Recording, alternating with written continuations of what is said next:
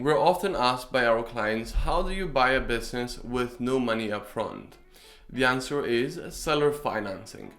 I'm Malcolm from GZ Legal, and we're a corporate and commercial law firm specializing in minimizing risks for our clients.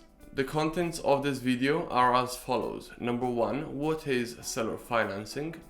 Number 2, what are the advantages? And number 3, what are the disadvantages of seller financing? Let's start with the first. What is seller financing? Seller financing is a process whereby the buyer of a business puts little to no money upfront and gets the business right away. In a way, the seller is lending money to the buyer, and the buyer uses the revenue or profits generated by the business that they've just bought to pay back the seller of that business. Let's move on to the benefits of seller financing. There are two main ones that come to mind in regards to buyers. Number 1, the buyer does not need as much money upfront to be able to enter into that deal and buy the business. The second is that if the buyer is making use of specialist corporate acquisition lawyers such as myself and my team, the lawyers might be able to negotiate that the payments that are to be made after the business has become in the ownership of the buyer are contingent on the target business that have just been bought producing certain financial outcomes.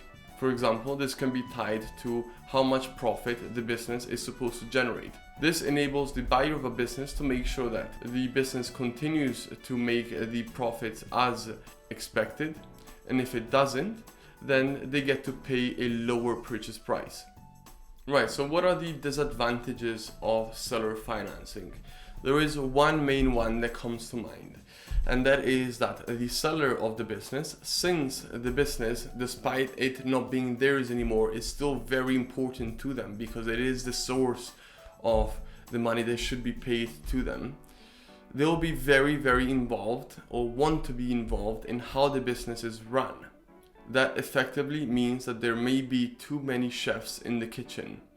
It might lead to relationship breakdowns and stagnation because you, as the buyer and the seller, might disagree on certain aspects of running the business, making decisions, and that might stop the business from being able to proceed and improve.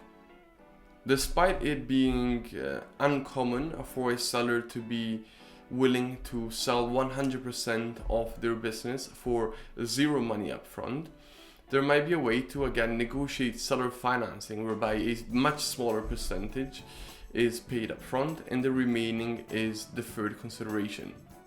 Here at GZ Legal, we can help you negotiate these terms into the share purchase agreement, as well as other clauses that will benefit you and minimize your risks. If you're looking for specialist advice, visit our website at www.gzlegal.co.uk.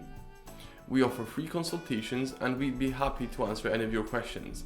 If you found this video useful, feel free to subscribe, and if you have any questions, leave them in the comments. Thanks for watching.